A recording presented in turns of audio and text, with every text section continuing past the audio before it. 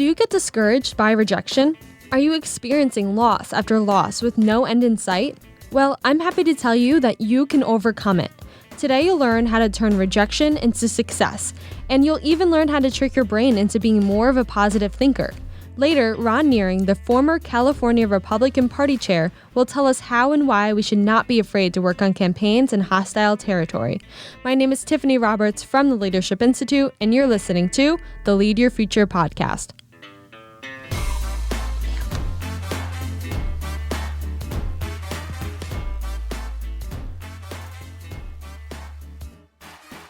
Are you a college student or recent graduate frustrated by the lack of internship opportunities due to coronavirus?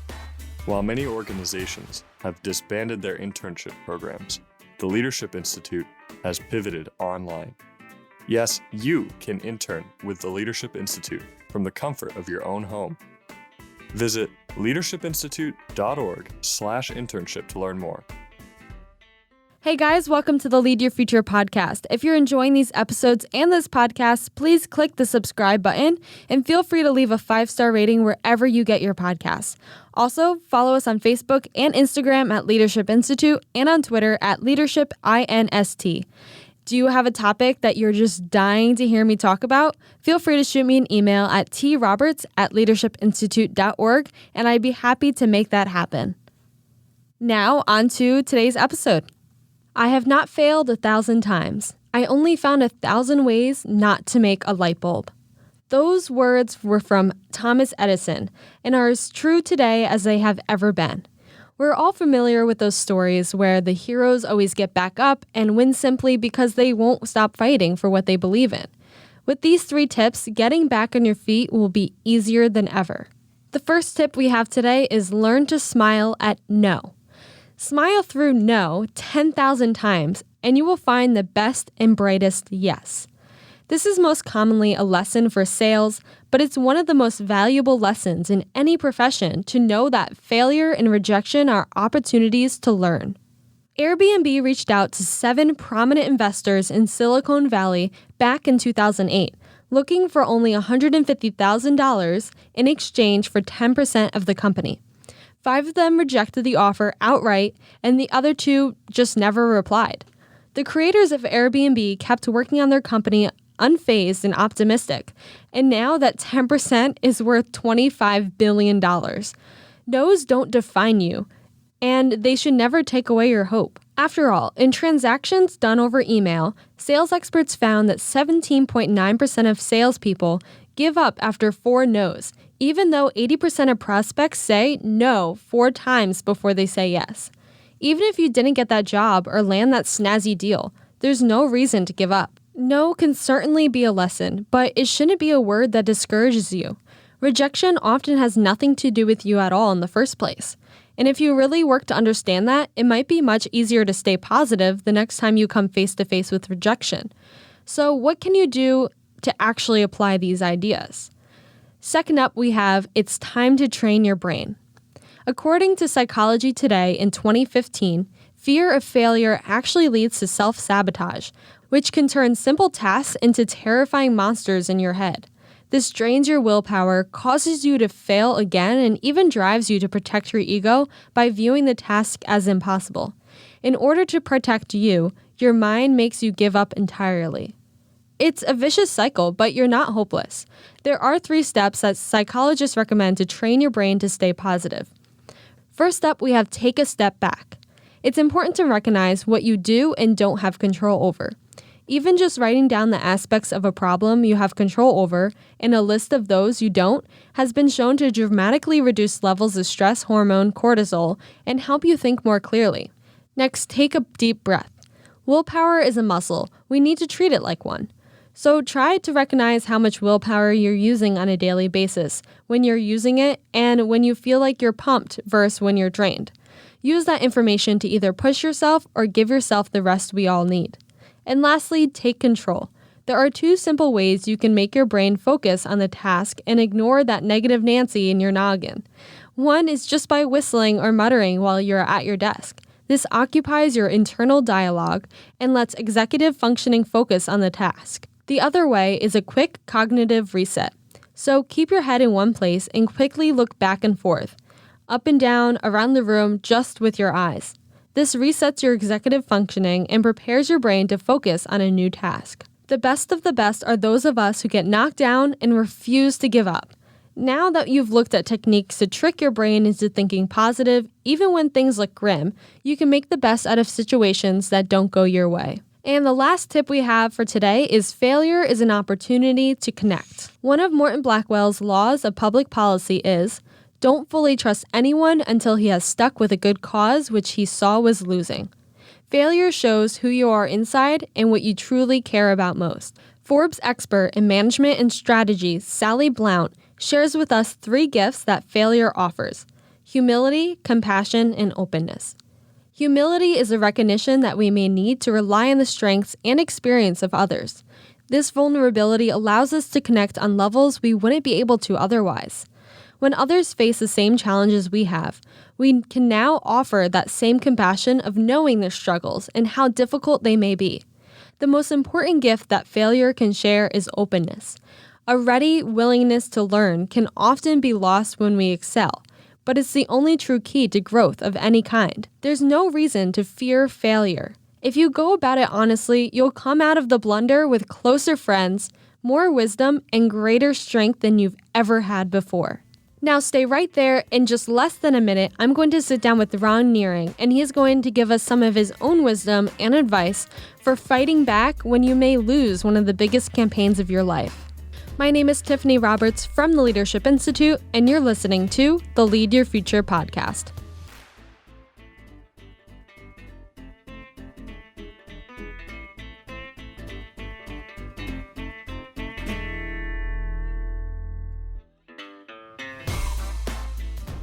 We are in a culture war. It's no secret. And even the freedoms that make it possible are at stake. I'm here to tell you that we can win, and that it starts with you. In LI's activism trainings, you will learn how to build coalitions, inspire activists, fundraise, and bring a light of hope to places where there is very little. Go to leadershipinstitute.org/training and click activism. Again, that's leadershipinstitute.org/training and click activism. All right, welcome back, everybody, to the Lead Your Future podcast. I am now here with Ron Nehring. He is the Director of International Programs here at the Leadership Institute. Thank you so much for joining me. You bet. So first off, I just want to get your kind of your background, what you do at LI in your position. Could you just tell us a little bit about that? Sure. Since 2014, I've been the Director of International Programs, where we work with conservative parties, leaders, and organizations around the world to bring training in political technology, that is the ability to organize and communicate to our friends around the world who are helping to fight battles for free markets and limited government in their part of the world. So I know that you actually ran for lieutenant governor in California. Could you give us a little bit of an background on that and what that experience was like? Sure. I had been chairman of the California Republican Party from 2007 to 2011. And as we entered the 2014 election cycle, I was looking around and noticed that for several different statewide offices, there were no good Republicans running. In some cases, there were no Republicans running. And therefore, there's a real need, even in races where victory is unlikely. You still need good candidates to go forward and be good representatives of the party to help articulate a better alternative to the failed status quo and the like. And so I called up a colleague of mine, and we chatted about it. I chatted with other friends and contacts of mine, and the more we talked about it, the less crazy of an idea it sounded like. And so ultimately, I threw my hat in the ring and launched a campaign. There were 2 other Republicans who ran in the primary, but they were not credible. And so I emerged in our top 2 primary system. It was Gavin Newsom and myself who emerged out of the primary, and then we went on to the general election campaign. And I must say, it was probably the most fun that I've ever had in politics until that point. Because here you are running the Republican nominee, major party nominee for a statewide office in the biggest state of the country. I knew the state very well. I knew the issues very well from my time as state party chairman, so I was well prepared for it. And therefore, I got to go out for 7-8 months and go out and articulate and advocate, not as the political party leader, but as the candidate and would-be government official in terms of what my vision was, proposing a better vision and an alternative to that failed status quo in Sacramento. So it was a terrific experience. I'm very, very thankful that I ran, and very thankful to the support of those people who backed me up. Well, what was it like as a Republican chair, being a Republican chair in arguably the most Democratic state in the country? What was that like? Well, fortunately, it was a really great year for Republicans, and so 2014 was a time when Barack Obama had won re-election in 2012, and 2014 nationally was a very good year. I won 43% of the vote, which was a very good performance, going up against an incumbent from the majority party who was seeking re-election. And the lieutenant governor's office is an office that we had not won since 1978. So there wasn't a great expectation that we were going to win. But nonetheless, it was a great experience in any case, because we got to put forth better ideas to what we have coming out of Sacramento. And that's part of having a healthy two-party system. Political parties are very bad at holding themselves accountable. They require a competitive system to be held accountable, and I was delighted to be a part of that. So I met with thousands of people around the country, did hundreds of interviews with newspapers large and small, and it really was a terrific experience, and I encourage people to do it. I think you should always go in with your eyes open, though. I think candidates really have to be well grounded in reality. It would have been very easy for me to go out and say to people, "Oh, please support my campaign, and we're going to win. Please donate $5,000 to my campaign, and with that, we are definitely going to win." Candidates have to have realistic expectations. So I had taken a look at this office. Again, we had not won the office since 1978. I was running against an incumbent seeking re-election, and for an office which my party had not won in several decades. And so therefore, one of the great things in politics is that you get to define victory. Victory usually is interpreted or assumed to be winning the office or winning election to whatever the office is, but it's not necessarily that case, and it can't be that case in every case, because some seats we're not going to win. But as the candidate, you get to define victory. And so how I defined victory was, number one, I had to win the primary. So, because if I was a former state Republican chairman and I didn't win the primary, that'd be a setback, and that wouldn't be good. So number one, I had to win the primary. Number two, I was going to help every other Republican candidate who I could possibly help, and champion their election as well, because there were plenty of other Republicans who were my teammates who were on the ballot and who were more likely to win than I was, and I was going to help them.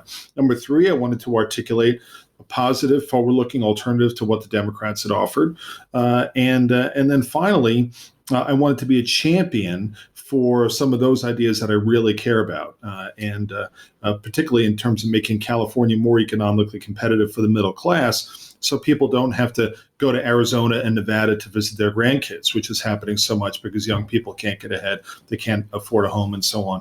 And so by each of those measures, I succeeded.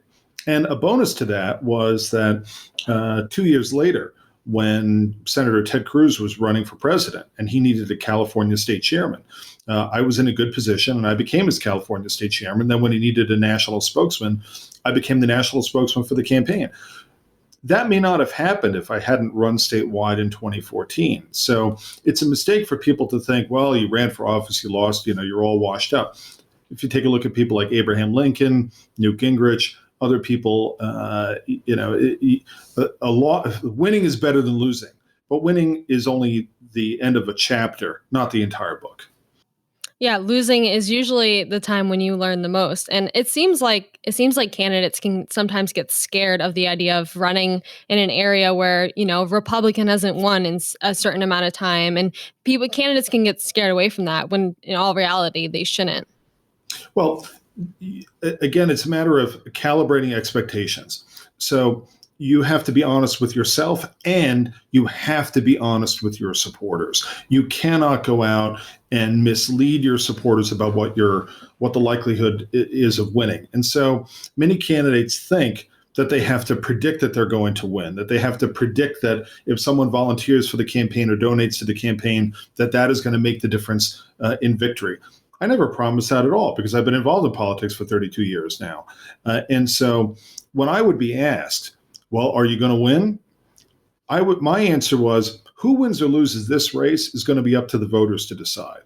My job as a candidate, as a Republican nominee, is to put forth a better set of ideas, to challenge the status quo, to provide the voters with a choice, and then ultimately they're going to decide. And so the election result at the end wasn't a big surprise, but we did pretty well with 43% of the vote, and the experience was great, and I contributed to the getting the Republican message out in that cycle, and that was terrific.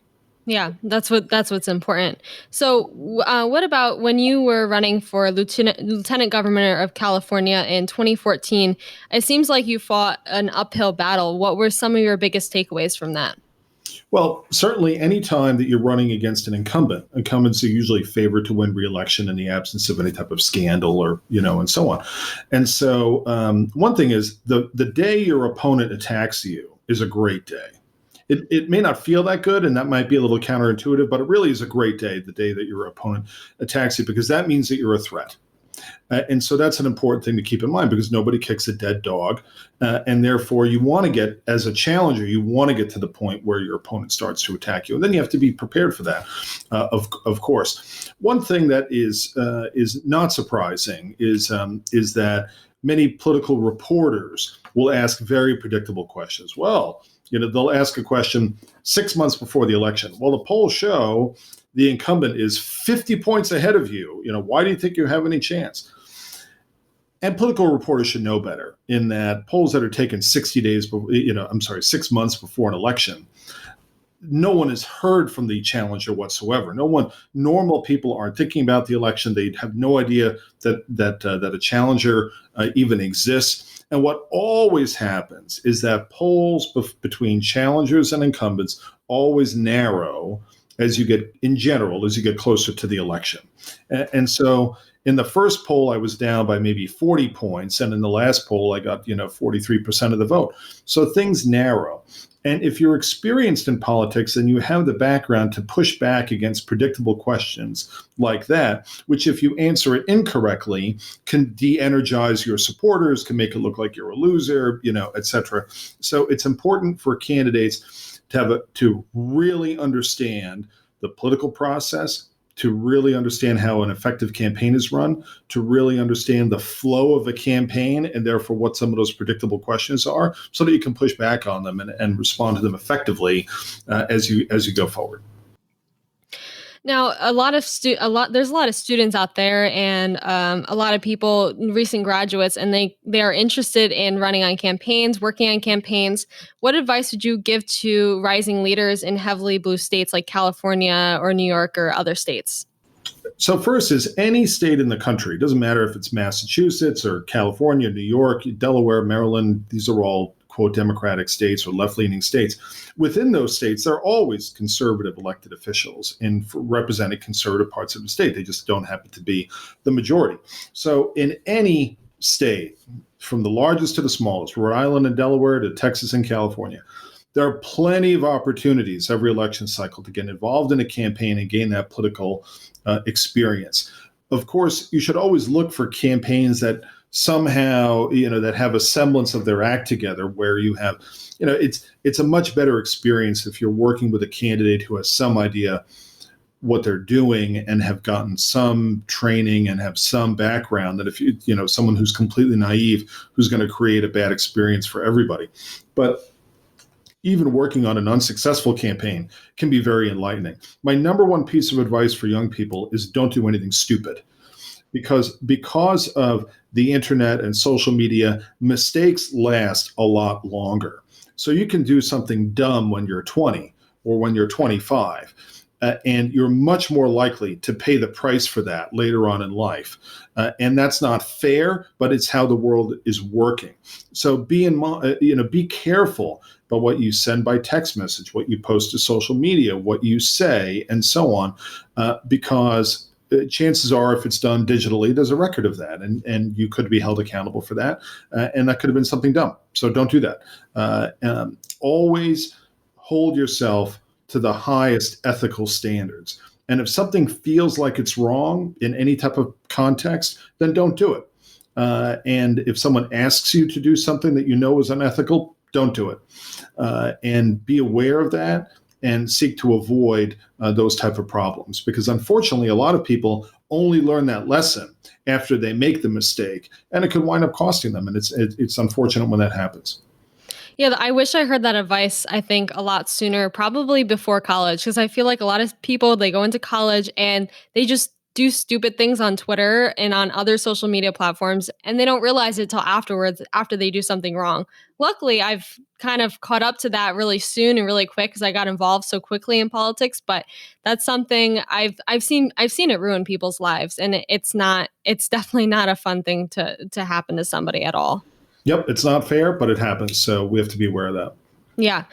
So how about an election loss? How can you use that to gain ground and move towards kind of a brighter future later on after a loss? People can lose an election, and it's not the end of the world.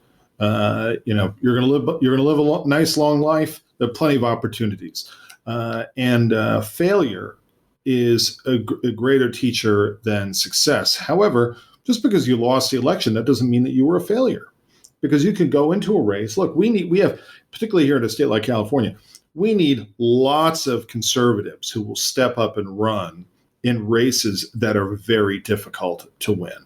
And we have to honor those people who do so, who are ethical, who step up and run. That doesn't mean that everybody who runs is ethical. There are plenty of people who run and they wind up running scams and so on, and that's unfortunate. So I'm not referring to them. What I am referring to are people who are of good character, who care about ideas, who step up, who run for office, who take a shot, who run for a difficult office, who carry the banner of their ideas and inspire people in a better toward a better solution to the challenges that we face today. And we honor those people, but we should calibrate our definition of victory to match that situation. So a Republican candidate who runs against Nancy Pelosi in San Francisco is probably not going to win. However, they can still win depending upon how they define victory. Did they succeed in getting onto the ballot? That's a win. Did they succeed in generating some earned media? Did they succeed in challenging the status quo? Did they put forward some ideas? And if you do that, then you can walk away with a win, or at least something that advances your ability to win, victories in the future. So that is for sure. What's important is to not have a campaign become a loss that is a genuine setback, that genuinely puts you in a worse position afterward than you were before. But that only happens in a couple of circumstances. One of those could be if you run your campaign into debt. So you don't want to be that person who runs for office. You took on a race you probably were not going to win, but you sank your campaign into debt, and now you've stiffed vendors or employees or contractors or other people, and no one should do that. No campaign should end in debt, win or lose. So that's point number one. Number two is don't say things during that campaign that you're going to regret in the future. And that can include creating false expectations. Oh, vote for me and we're going to defeat Nancy Pelosi, and we're going to elect the conservative Republican congressman in San Francisco.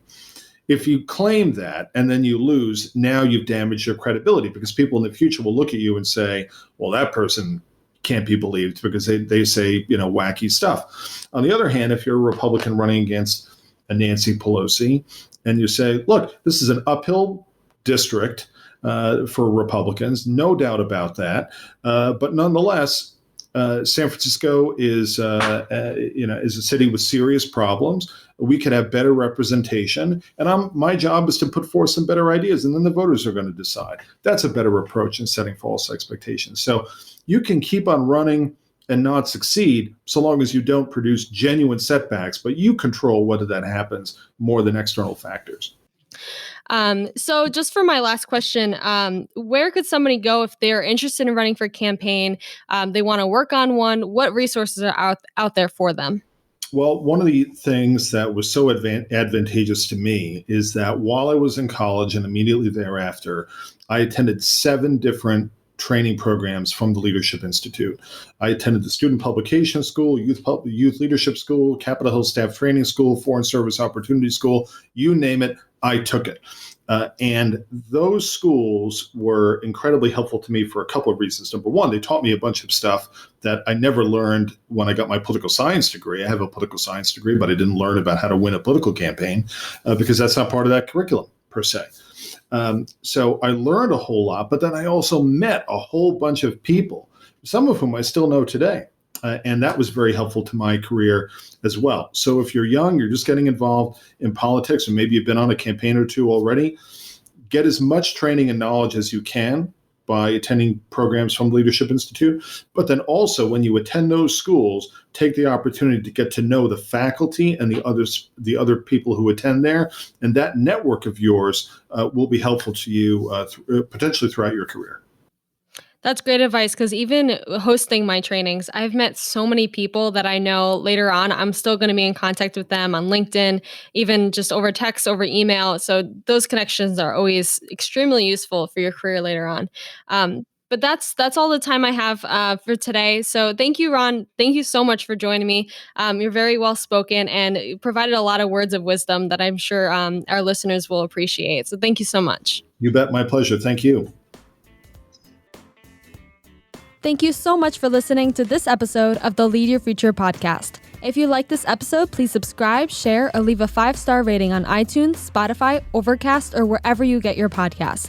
It is the Leadership Institute's mission to increase the number and effectiveness of conservative activists and leaders in the public policy process.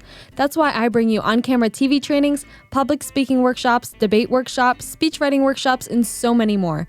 If you're interested in taking one of these trainings, feel free to check out our website at leadershipinstitute.org/training. The Lead Your Future podcast is produced and edited by Tiffany Roberts with support from Jared Cummings. Advertisements by Alexander Chang and Christopher Olson. Executive produced by David Fenner and Morton Blackwell. If you want to learn more about the Leadership Institute and see behind-the-scenes photos, follow us on Instagram, Twitter, and subscribe to Leadership Institute on YouTube.